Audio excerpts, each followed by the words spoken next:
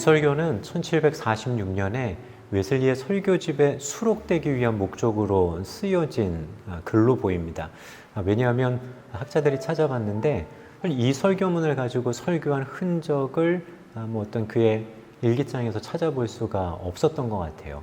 그런데 아마 당시에 감리교 운동, 메소디스트 운동이 주변으로부터 열광주의자로 오해받는 분위기들이 이제 생기게 됩니다.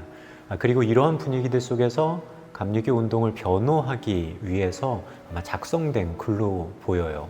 그런 변증적인 성격을 가지고 있었던 이 글을 당시에 평신도 설교가들을 위한 중요한 참고의 도서 목록이었던 표준 설교 안으로 이렇게 집어넣었던 것 같습니다. 자, 웨슬리는 이 글 속에서 성령의 객관적인 증거와 우리 영의 주관적인 증거들을 균형 있게 말하려고 노력을 합니다. 어느 한쪽으로 이렇게 치우쳐 있는 것들을 조심하려고 하고 피하려고 하는 걸 보여요. 오히려 양자의 사이에서 균형을 찾으려고 굉장히 노력하는 모습을 우리는 볼 수 있습니다. 설교를 시작하면서 웨슬리는 성령의 증거에 대한 두 극단의 입장에 대해서 언급을 해줍니다. 그 첫 번째 극단은 뭐였냐면 바로 열광주의자들이었습니다. 자신의 상상으로부터 오는 음성을 가지고 하나님의 영의 증거라고 착각하는 사람들이 있었죠. 자, 두 번째 극단이 있었는데 성령의 증거는 사도시대에만 국한되어지는 특별한 은사로 보는 의견들입니다. 자, 그러다 보니까 지금 하나님의 은혜를 경험하는 사람들에게는 성령의 증거가 없어. 일반 사람들은 누릴 수 없는 거야 라고 하는 생각을 가지고 있었던 극단도 있죠. 자, 웨슬리는 그 중간적인 입장에서 균형을 지키려고 하는 부분들을 또한 우리에게 이야기하려고 하는 겁니다. 웨슬리는 이런 질문을 던집니다. 참으로 믿는 자라면 자기 안에 자신이 하나님의 자녀라는 증거를 가지고 있습니다. 이는 누가 주는 증거이며 무엇의 근거에 그렇게 말할 수 있습니까? 자, 이 질문에 대해서 웨슬리는 이렇게 또한 답을 합니다. 많은 성경 구절과 참된 그리스도인의 체험에 근거해 볼 때 믿는 자 안에 자신이 하나님의 자녀라는 사실에 대한 하나님의 영과 우리 영 모두로부터의 증거가 있습니다.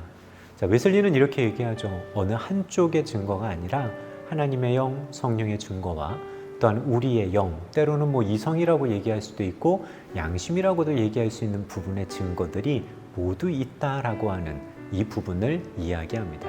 자, 우리 영의 증거란 하나님이 주시는 이성을 가지고 성경이 묘사하는 하나님의 자녀들의 특징으로 언급한 성품들을 한번 스스로에게 비추어 보는 겁니다.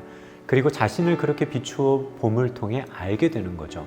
우리 스스로가 갖게 되는 일종의 자각이다라고 웨슬리는 말합니다. 이런 과정에 성령의 사역하심이 또한 있습니다. 그러니까 우리 영의 증거 안에도 성령님께서 사역하시는 부분이 있다는 거예요. 어떻게 사역을 하시냐면 우선 증거를 통해 우리 안에 사랑의 선한 것을 일으키십니다. 그러니까 선한 것을 일으키시는 성령님의 사역이 있고요. 둘째로 성령님께서 우리를 도와주셔서 우리 안에 일어나고 있는 것을 분명하게 볼 수 있도록 인도해 주신다는 겁니다. 영향을 끼치시고 동시에 우리의 양심을 증폭시켜 주셔서 우리 안에 있는 그 영향력의 실체를 충분하고 강렬한 빛 가운데 깨닫게 해주시는 성령님의 사역이 있음을 웨슬리는 전제합니다. 그렇다면 하나님께서는 성령을 통해 우리에게 무엇을 증거하시며 그 증거를 통해 우리 안에 어떤 일을 일으키실까요? 자, 웨슬리는 이 질문 앞에 이런 이야기를 합니다. 하나님의 영의 증거는 하나님의 영이 우리 영혼에 남긴 내적 인상입니다. 이런 식으로 하나님의 영은 우리 영에게 우리가 하나님의 자녀이며 예수 그리스도께서 나를 사랑하셨고 자기 몸을 내어주셨으며 그로 인해 나의 모든 죄가 씻음받았다고 하나님과 회복되었다는 사실을 직접 증거하십니다. 이것이 우리들 안에 일어난 일이다라고 하는 거죠. 자, 그렇다면 여기서 우리의 영, 때로는 양심으로 표현할 수도 있을 것 같아요. 우리의 영은 우리 안에 일어난 일들이 착각이 아니라 성령께서 일으키신 것인지 무엇을 근거로 그럼 확인을 할 수가 있을까요? 자, 웨슬리는 성경이 묘사하는 자녀들의 특징을 살피고 그 특징을 스스로에게 비추어 봄으로써 이러한 부분들이 가능하다고 그는 말합니다. 아마 이런 논리를 따라가는 것 같습니다. 성경에 나타난 하나님의 자녀들의 특징은 이렇다. 둘째로, 그런 특징에 자신의 내면을 비추어 보니 스스로에게도 그런 동일한 특징이 발견된다. 그래서 따라서 우리는 하나님의 자녀이다. 자신을 점검해 봄으로써 자신이 하나님의 자녀인지를 한번 이렇게 분별해 보는 겁니다. 자, 그러면 하나님의 영과 우리 영의 연합된 증거, 이러한 증거들이 혹시 나의 망상은 아닐까라고 하는 우리는 걱정을 할 수도 있겠죠. 그런데 이러한 망상을 구분하는 표징을 우리에게 얘기해 주는데, 우리가 하나님의 자녀라는 증거에 선행해서 우리 안에 있어야 되는 요소 두 가지를 웨슬리는 언급합니다. 그러니까 어떤 증거로서 나를 이렇게 분별해 보기 이전에 우리 안에 있어야 되는 선행하는 두 가지 조건이 있다는 거예요. 자, 그 첫 번째가 뭐냐면 바로 회개입니다. 성경은 회개, 곧 죄의 자각이 사죄의 증거에 늘 선행하는 것으로 기술하고 있기 때문에 그렇습니다. 하나님께서는 진심에서 우러난 회개와 참 믿음을 가지고 자기에게 돌아오는 모든 자에게 죄사함을 약속하셨습니다. 그러나 착각하는 이들은 이런 회개에 대해서 문외하다는 거죠. 그들은 상하고 통회하는 마음이 무엇인지 모릅니다. 죄의 기억으로 애통해 본 적도 없어요. 그런 죄에 대한 무게감도 모르고 속죄함에 대한 통회하는 마음도 없는 사람이 단순히 증거에 대한 부분들을 얘기할 수는 없다라고 하는 거죠. 그러니 그 증거가 있기 이전에 선행하는 것으로 내가 회개했는가 라고 하는 부분들, 죄에 대해 그렇게 민감하고 애통한 마음을 가지고 있느냐라고 하는 것을 먼저 우리는 들여다봐야 하는 겁니다. 자, 또 선행하는 것이 한 가지 있습니다. 하나님께로부터 태어남이 있느냐라고 하는 거예요. 자, 성경은 하나님의 자녀라는 그분의 증거가 있기 전에 우리가 먼저 하나님께로부터 태어난 일이 선행되어야 한다고 말합니다. 어둠에서 빛으로 변화, 그리고 죽음에서 생명으로 옮겨짐, 죽음으로부터 부활로의 변화, 이와 같은 강력한 변화로서의 하나님께로부터 태어난 것이 선행되어져야 한다는 거죠. 자, 이러한 태어남이 없다면 우리는 때로는 착각에 빠져 있는지도 모르겠다라고 하는 부분입니다. 자, 성령께서 증거하시는 거, 우리 영이 증언하는 거, 자, 증언의 내용들을 살필 수 있어요. 논리를 따라 우리는 내가 하나님께로부터 이런 증거들이 있습니다 라고 말할 수 있겠죠. 하지만 그 이전에 죄에 대해서 민감하며 죄에 대해 애통하는 마음을 가지고 회개했는지, 그걸 통해 우리가 하나님께로부터 태어남이 우리들 안에 있었는지를 점검해 봐야 하는 겁니다. 자, 그게 우선한다는 거죠. 자, 하나님의 영과 우리 영의 연합된 증거.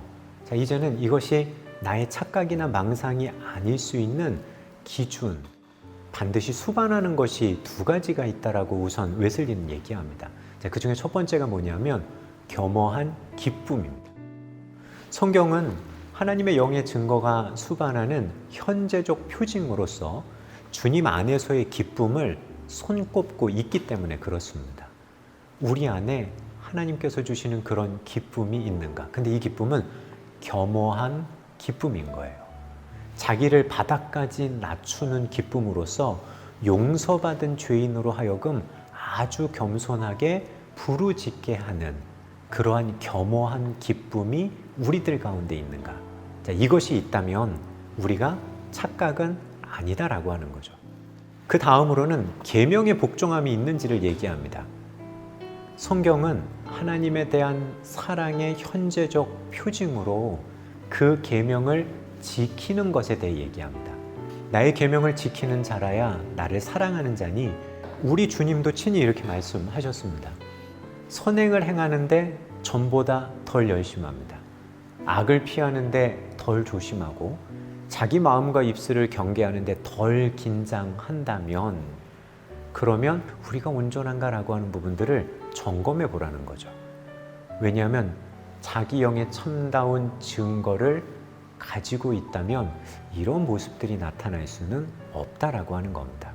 마지막으로 하나님의 영과 우리 영의 연합된 증거, 자신의 망상과 구별되어지는 표징으로 참된 증거의 필이 뒤따라와야 하는 것을 두 가지를 또 얘기해 줘요. 자, 그게 뭐냐면 첫 번째가 감사입니다.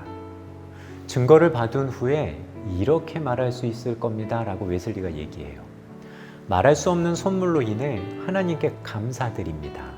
내가 믿는 분을 내가 알도록 해주시고 그 아들의 영을 내 마음속에 보내사 당신을 향해 아바 아버지라고 부르게 하시며 지금도 내 영과 더불어 내가 하나님의 자녀라고 증거해 주시는 하나님께 감사드립니다. 자, 웨슬리는 이렇게 이야기하며 감사를 열거합니다. 자, 그 다음으로 연락될 만한 영적 재물로 변화되어지는 모습을 얘기해요. 자, 여러분은 입술만이 아니라 삶으로 그분을 찬양하고 있으십니까? 웨슬리가 이런 질문을 던집니다. 자, 그렇다면 그분이 여러분을 당신 자신의 것으로 이미 인치셨다라고까지 얘기해요. 그분의 것인 우리는 당연히 우리의 몸과 영혼을 그분께 연락될 만한 영적인 제물로 우리를 올려드려야 한다라고 하는 것을 너무나 잘 알게 된다는 거죠. 바로 이렇게 변화되어진 모습을 통해서 우리가 가지고 있는 우리 내면의 그 증거들이 내가 하는 착각이 아니구나라고 하는 걸 또한 점검해 볼 수 있다는 겁니다. 자, 이 설교를 가지고 우리가 생각할 수 있는 부분들이 있을 것 같습니다. 자신이 하나님의 자녀라는 하나님의 영과 우리 영의 증거를 한번 본문을 읽어가시면서 가만히 생각해 보셨으면 좋겠습니다. 또한 하나님의 영과 우리의 영이 연합한 증거로 나타나는 표징들이 있죠. 그러니까 내가 혹시 착각하고 있지는 않을까라고 하는 부분을 분별하고 점검하기 위해서 웨슬리가 나열하고 있는 그러한 요소들을 가지고 우리들 자신을 점검해 보는 것이 필요할 것 같습니다. 자, 그래서 주님의 자녀로서 우리에게 대한 분명한 증거와 확신을 가지고 믿음 안에 걸어가는 참된 그리스도인들이 되었으면 좋겠습니다.